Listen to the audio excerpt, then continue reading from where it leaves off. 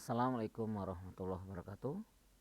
Alhamdulillah wassalatu wassalamu ala Rasulillah wa ala alihi wa ashabihi wa man walah la haula wala quwata illa billah.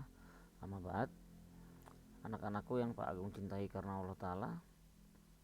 Alhamdulillah kita berada pada bulan Agustus, Sabtu pertama, yang itu adalah pertemuan pertama kita dalam Eskol DKV.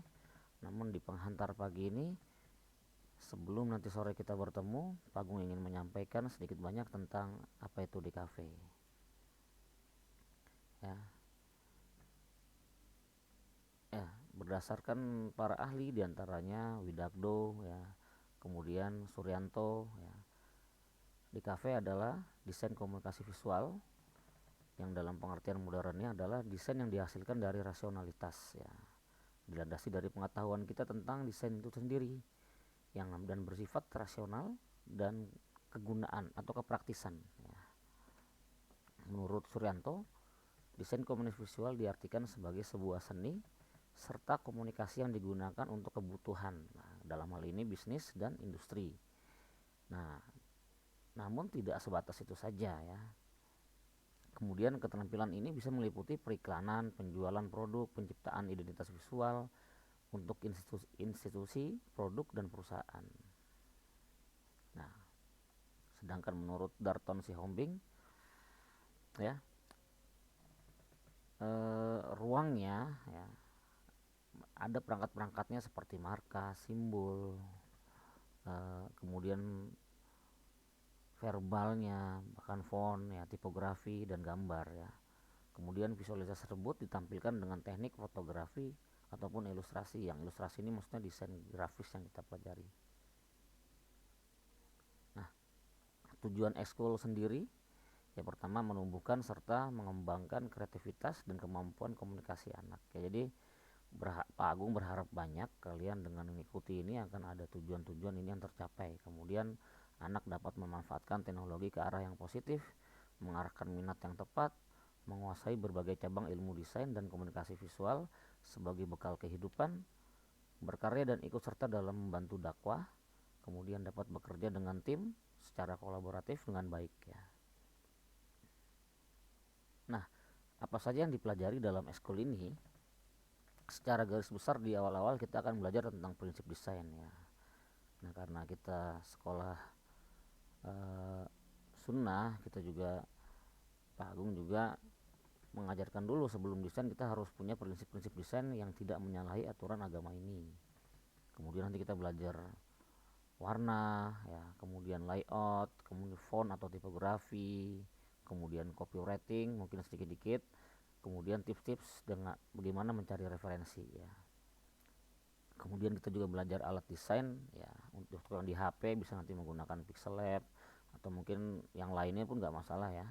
Kemudian yang laptop ada Inkscape, ya, atau kemudian kita coba-coba aplikasi yang berbayar, ya, yang biasa digunakan secara profesional. Nah, kita gunakan juga itu mungkin jadi alternatif bagi kalian yang memang sudah ada di rumah aplikasinya dan kelebihannya apa agar kita sama-sama tahu.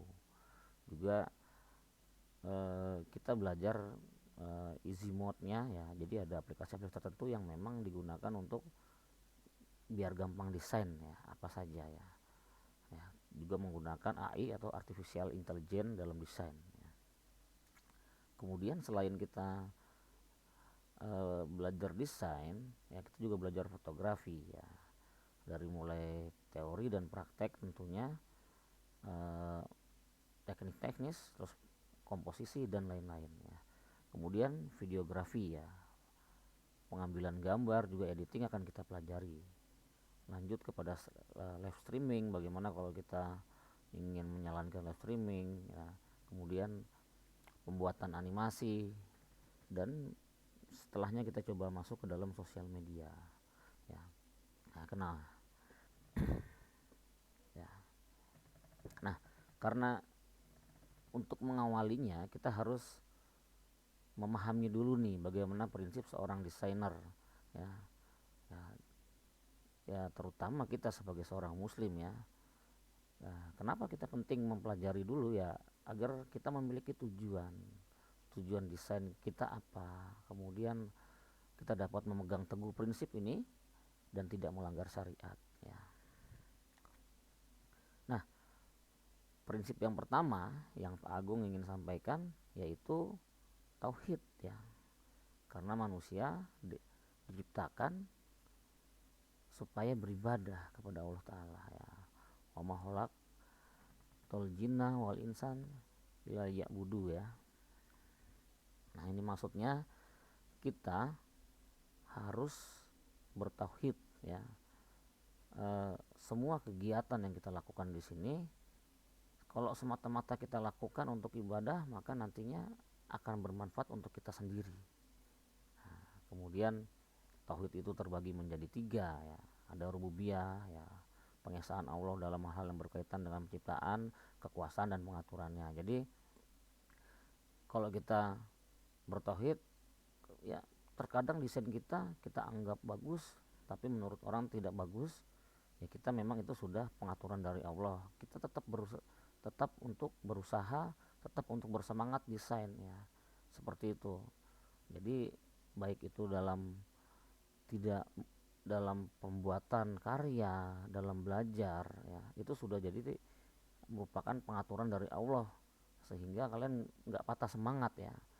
Ketidakberhasilan kalian bisa jadi sebagai langkah untuk berhasil nantinya. Kemudian uluhiyahnya ya, pengesaan Allah dalam ibadah ya. Desain sendiri bisa jadi buat ibadah bagi kalian kalau kalian desain untuk sesuatu yang baik ya. Bukan desain karena ingin dibilang keren ya, dibilang hebat, atau mungkin disukai orang lain, disukai lawan jenis apalagi ya. Bukan itu tujuan kita. Tujuan kita yang utama adalah tadi untuk beribadah ya. Nah, kemudian kita memahami bahwasanya tauhid itu ada tauhid asma wa sifat, yaitu pengesaan Allah dengan nama-namanya. Bahwasanya Allah itu melihat, Allah itu mengetahui ya. Nah, kemudian sehingga ketika kalian tersesat dalam mencari-cari gambar yang mungkin ada yang tidak baik, kalian bisa langsung menghindar. Itu tujuannya ya. Prinsip yang kedua, ilmu sebelum amal. Nah, maksudnya begini ya. Kalau kita desain, terutama kita desain, mungkin kebanyakan nanti kita desain prakteknya poster-poster dakwah, poster-poster yang bermanfaat untuk teman-teman kita di SMP ini atau yang lainnya, maka harus tahu dulu apa yang kita desain ya. Jangan sampai mengambil dari sumber-sumber yang gak jelas gitu ya. Makanya sebaiknya selain kita belajar desain, kita juga mendatangi majelis ilmu agar konten manfaat yang bisa kita buat itu tidak salah buat gitu. Nah, dan apabila ada permasalahan terkait desain-desain yang tren-tren kekinian yang masih ragu, kita ini boleh nggak sih? Nah, kita bisa bertanya di majelis tersebut. Kemudian ingat waktu ya. Ingat waktu ini maksudnya memang terkadang desain itu asik ya, tapi jangan sampai kalian meninggalkan sholat ya. Pak Agung baru juga istirahat ya. Pak Agung baru dibuat ini aja ketika subuh. Sekarang sudah sholat subuh, pada waktu sholat subuh, jadi harus segera diselesaikan ya. Nah, kemudian jangan sampai juga kalian sebagai siswa karena asik desain, main komputer terus, main handphone terus, jadi lupa tugas-tugas sekolah kalian ya. Tetap yang lain jangan sampai ketinggalan ya. Kemudian batasan desain, prinsip yang keempat itu ingat batasan desain, apa saja yang dibolehkan, apa yang tidak dibolehkan ya, sehingga konten desain kalian tidak melanggar batasan-batasan yang dibolehkan ya. Atau menerjang, walaupun nggak boleh tetap diterjang, itu jangan sampai terjadi sama kita. Nah, batasan yang jangan dibuat desain itu diantaranya adalah batasan melihat aurat ya, foto wanita, kemudian ada kesirikan yang dengannya orang melihat malah jadi siar kesirikan ya, kemudian menggambar makhluk bernyawa. Nah, hal-hal ini yang harus kita pahami dalam desain. Jangan sampai prinsip ini kita labrak aja ya, sehingga kita terjang saja, sehingga kita lebih mengutamakan konten itu disukai orang ketimbang disukai Allah ya.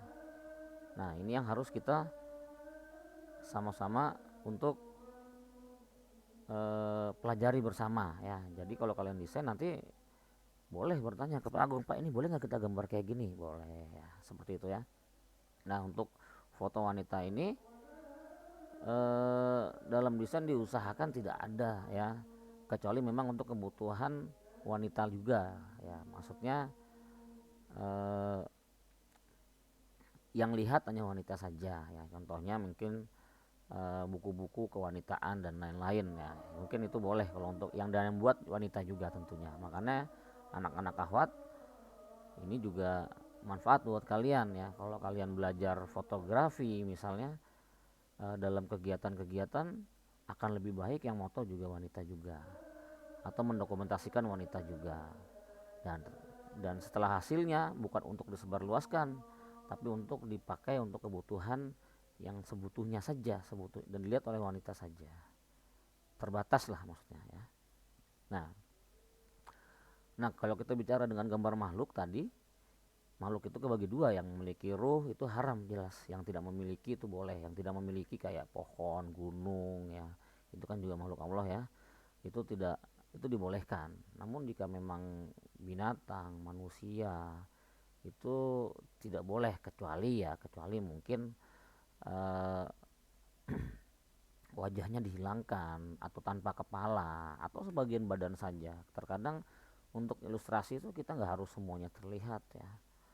Nah nanti jadi yang namanya menggambar makhluk tidak boleh ya, makhluk yang memiliki ruh ya. Ini prinsip yang keempat. Nah jadi empat tersebut terakhir adalah berusaha mengamalkan. Nah jadi kita buat desain poster dakwah misalnya, ayo berpuasa Senin Kamis seperti itu, jangan sampai kitanya juga buat-buat aja tapi kita belum bisa mengamalkan, bahkan nggak berusaha mengamalkan. Kalau kita belum bisa memang belum, tidak, nggak masalah, tapi kalau kita nggak berusaha itu jadi masalah ya. Jadi anak-anakku yang Pak Agung cintai karena Allah Ta'ala, ini yang paling penting dalam kalian membuat desain, itu berusaha ya, mengajak orang menuntut ilmu. Kalian juga harus berusaha untuk datangi majelis ilmu ya, kurang lebih seperti itu dari Pak Agung. Jazakumullah khairan, semoga apa yang Pak Agung sampaikan ini menjadi dasar kalian untuk mempelajari ini ya.